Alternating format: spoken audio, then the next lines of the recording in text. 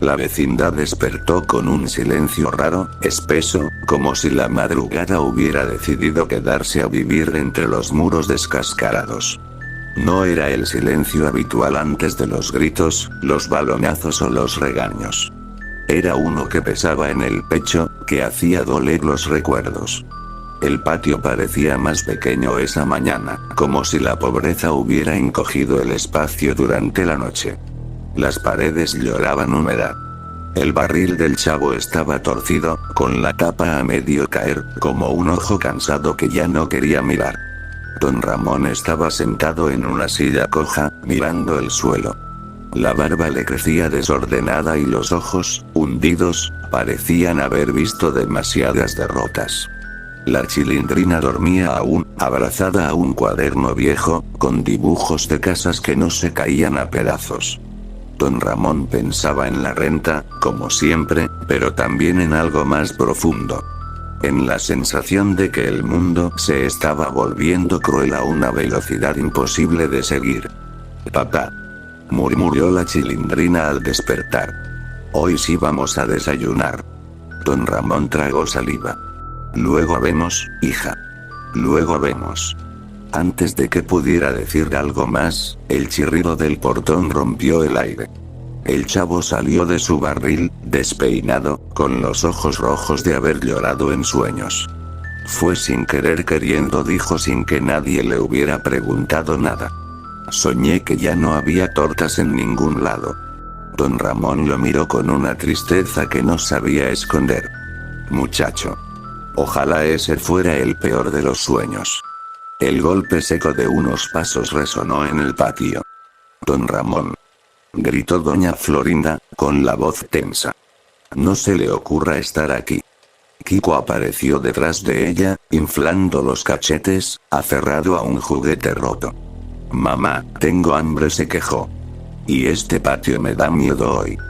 Antes de que doña Florinda pudiera responder, otra voz se sumó, más formal, pero cargada de una incomodidad extraña. «Doña Florinda», dijo el profesor Girafales, acomodándose la corbata. «He venido a visitarla, pero siento algo raro en el ambiente». Nadie respondió. Entonces ocurrió algo que jamás había pasado en la vecindad. Un automóvil negro se detuvo frente al portón. No era el coche del señor Barriga. Era más frío, más ajeno, como si no perteneciera a ese mundo. El portón se abrió lentamente. Un hombre trajeado bajó, mirando todo con distancia. «¿Don Ramón Valdés?», preguntó. Don Ramón se puso de pie, desconfiado. «¿Y usted quién es?». «Represento al gobierno de los Estados Unidos. Vengo con un mensaje urgente». El nombre llegó como un disparo invisible. «Donald Trump desea hablar con usted». La vecindad entera pareció encogerse. El chavo abrió la boca, sin entender. Doña Clotilde asomó desde su puerta, con el rostro pálido. «Esto no puede ser bueno», susurró. «Nada que viene de tan lejos lo es». «Renta», gritó de pronto otra voz, rompiendo el hechizo. «Renta, renta». El señor Barriga entró jadeando, seguido de Ñoño, que miraba todo con ojos asustados. «Don Ramón», empezó, pero se detuvo al ver al hombre del traje. «¿Interrumpo algo?». Siempre respondió don Ramón, con una amargura nueva. El enviado no perdió tiempo. Sacó un teléfono y lo extendió. «Es ahora o nunca». Don Ramón dudó. Miró a la Chilindrina. Miró al chavo. Miró las paredes, el suelo, la miseria conocida. Tomó el teléfono. «Bueno». La voz al otro lado era dura, directa, sin espacio para dudas. «Señor Valdés», dijo Trump. «Necesito un hombre que entienda la pobreza, el miedo, la presión constante. Necesito a alguien que no tenga nada que perder. Venezuela se está desangrando. Nicolás Maduro debe ser capturado. Usaremos fuerza militar, pero necesitamos ojos, gente común que se mueva sin levantar sospechas. Su vecindad es perfecta». Don Ramón sintió un nudo en la garganta. «Yo no soy un soldado», respondió. Apenas puedo pagar la renta. Precisamente, contestó la voz. Usted sabe lo que es sobrevivir. Piénselo como una oportunidad de cambiar algo. O de hundirse con todo lo demás. La llamada terminó. El silencio volvió, pero ahora era peor. ¿Qué quería ese señor?, preguntó la Chilindrina, con miedo. Don Ramón se pasó la mano por el rostro. Meterme en algo grande. Algo que huele a muerte. Muerte, repitió el chavo, bajito. Como cuando uno se queda solo. Nadie respondió. El señor Barriga tragó saliva. Don Ramón. Por una vez no le voy a cobrar la renta, dijo. Sea lo que sea. No suena bien. Doña Florinda abrazó a Kiko con fuerza. Esto no es asunto de la vecindad, dijo. Aquí ya tenemos suficiente tristeza. Pero don Ramón sabía que no era cierto. La tristeza ya había entrado hacía tiempo. Solo que ahora tenía nombre, país, y un destino marcado. Esa mañana, la vecindad dejó de ser solo un lugar pobre. Se convirtió en un punto de partida hacia algo que nadie estaba preparado para enfrentar. Y en los ojos de don Ramón, por primera vez, no había pereza ni burla. Solo un miedo profundo, real, humano. La decisión no llegó como un acto heroico, sino como una rendición lenta. Don Ramón no dijo sí de inmediato, pero tampoco dijo no. Esa noche no durmió. Escuchó a la vecindad respirar. Los pasos del chavo dando vueltas en el patio, el llanto contenido de la Chilindrina, el murmullo nervioso de doña Florinda rezando en voz baja. El mundo seguía igual de miserable, pero ahora tenía una grieta por donde se colaba algo peor. A la mañana siguiente, el hombre del traje regresó. El tiempo se acaba, dijo sin rodeos.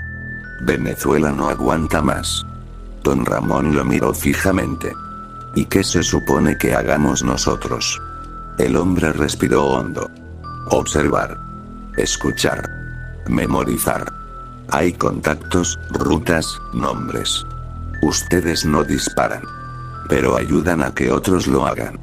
El chavo, que escuchaba escondido detrás del barril, preguntó con voz temblorosa. Eso duele. Nadie respondió.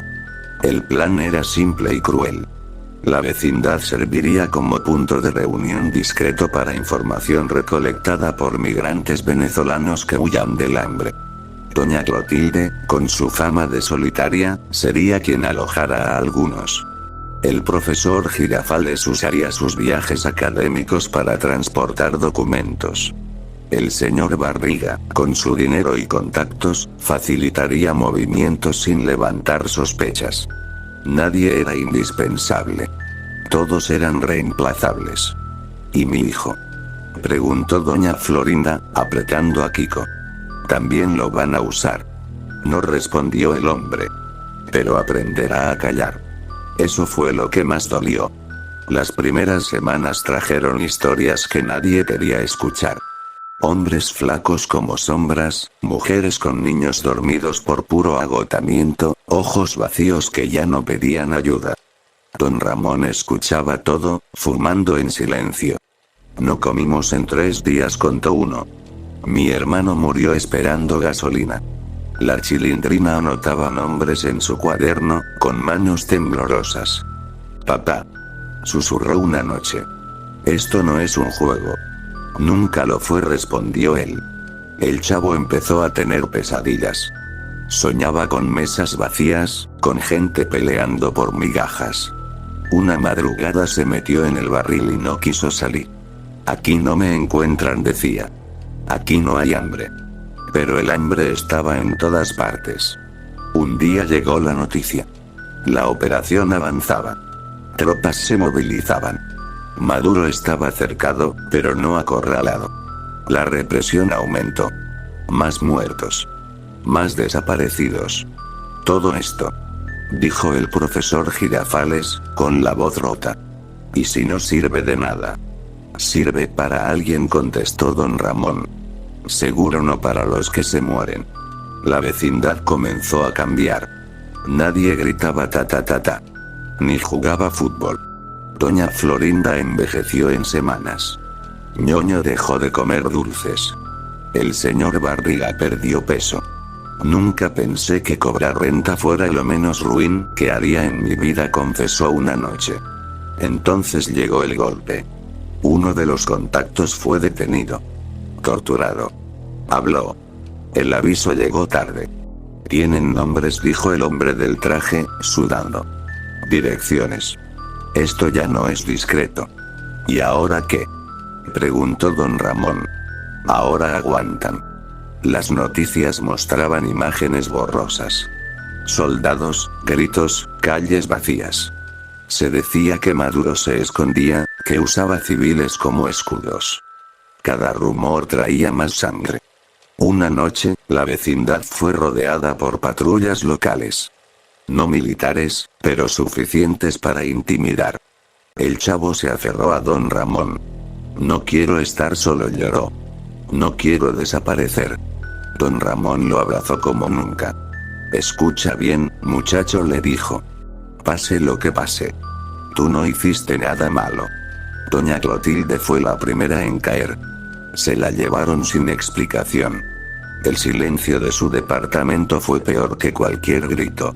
Esto ya no tiene vuelta atrás, dijo doña Florinda, con odio. Nos usaron. Siempre lo hacen, respondió don Ramón. Solo que ahora lo sabemos.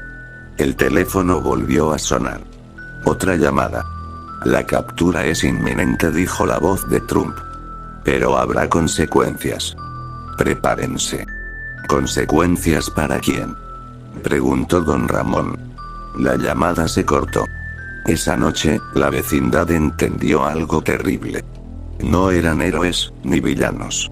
Eran piezas pequeñas en una máquina enorme, indiferente. Y cuando la máquina avanzaba, trituraba todo a su paso. El desarrollo de la operación continuaba, pero el miedo ya había ganado. No quedaba esperanza, solo la espera. Y esperar, en ese mundo, era otra forma de morir lentamente. El final no llegó con explosiones ni discursos. Llegó como llegan las peores cosas. En silencio, cuando ya nadie tiene fuerzas para gritar. La vecindad amaneció sitiada. No por soldados extranjeros ni por cámaras de televisión, sino por patrullas locales, hombres mal dormidos con armas colgándoles del cuerpo como extensiones naturales. No preguntaban. Ya sabían. Las órdenes no necesitaban explicación. Don Ramón estaba de pie en el patio, con la espalda recta por primera vez en años. La chilindrina no se separaba de él. El chavo, con el gorro apretado entre las manos, miraba el suelo como si ahí pudiera esconderse. Papá, susurró ella. Dijiste que esto ayudaría a alguien. Don Ramón no respondió de inmediato. Observó las paredes descascaradas, el barril, las puertas cerradas. Todo seguía ahí, pero ya no significaba nada. Eso creí, dijo al fin. A veces creer es lo único que nos dejan. El profesor Girafales fue sacado de su departamento primero. No opuso resistencia. Doña Florinda gritó cuando lo empujaron contra el coche. Esto es un abuso, clamó. Mi Roro no es un criminal. Un agente la empujó sin mirarla. Aprenda a callar, señora. Kiko lloraba, no por miedo, sino por confusión. No entendía por qué los adultos siempre decían que todo estaría bien cuando nunca lo estaba. El señor Barriga intentó hablar, mostrar papeles, explicar influencias. No sirvió. Ñoño temblaba, aferrado a su padre, demasiado consciente por primera vez de que el dinero no lo protegía de todo. Perdón, don Ramón. Alcanzó a decirle el señor Barriga. Perdón por la renta. Por todo. Don Ramón negó con la cabeza. No es su culpa, respondió. Nadie elige la máquina. Solo le toca estar debajo. Un radio crepitó. Noticias fragmentadas se filtraban entre órdenes secas. Maduro no fue capturado. Había escapado una vez más. La operación había dejado muertos, desaparecidos, barrios enteros castigados como advertencia. La historia se repetía con otros nombres. El hombre del traje apareció por última vez. Ya no parecía seguro, solo cansado. Lo siento, dijo. Esto se salió de control. Don Ramón lo miró con desprecio tranquilo. Nunca estuvo en control. El gobierno negará todo vínculo, añadió el hombre. Ustedes no existen. Y se fue. Eso fue lo peor. Darse cuenta de que todo el dolor no tendría ni siquiera un responsable visible. Doña Clotilde nunca regresó. Nadie volvió a mencionar su nombre en voz alta. En Venezuela, dijeron después, la represión se intensificó. Más hambre. Más miedo. Más silencios obligados. La vecindad fue vaciada poco a poco. Algunos vecinos desaparecieron en interrogatorios interminables. Otros fueron liberados, pero regresaron rotos, con la mirada perdida, como si algo esencial se hubiera quedado en una habitación sin ventanas. Don Ramón volvió una noche, solo. Más flaco. Más viejo. La Chilindrina no estaba con él. ¿Y la niña?, preguntó el chavo, con esperanza frágil. Don Ramón tardó en responder. La mandé lejos, dijo. Con gente que aún puede huir. ¿Y nosotros? Don Ramón se sentó en la silla coja. Esta vez no había ironía en su voz. Nosotros ya no. El chavo se acercó despacio. Hicimos algo malo. Don Ramón lo miró. Por primera vez, no como un niño molesto, sino como alguien que había aprendido demasiado pronto. No respondió. Hicimos lo que hacen los pobres cuando los poderosos juegan a salvar el mundo. Sobrevivir como podemos. El portón se cerró definitivamente días después. La vecindad fue demolida bajo el pretexto de renovación urbana. Nadie protestó. Nadie recordó. Era más fácil así. En las noticias, Venezuela seguía apareciendo como una herida abierta. Maduro seguía en el poder. Trump dio declaraciones ambiguas. Todos siguieron adelante. Don Ramón y el chavo caminaron juntos por una calle cualquiera, sin destino claro. No había risas. No había música. Solo pasos. Tengo hambre, dijo el chavo. Don Ramón no respondió. Metió la mano en el bolsillo. No había nada. El mundo no se acabó ese día. Eso fue lo más cruel. Continuó, indiferente, dejando atrás a los que creyeron que podían cambiar algo. Y en algún lugar, muy lejos de cámaras y discursos, la historia de la vecindad murió sin justicia, sin cierre digno, como mueren casi todas las historias de los que no importan. No hubo héroes. No hubo victoria. Solo personas comunes aplastadas por una realidad que nunca les pidió permiso.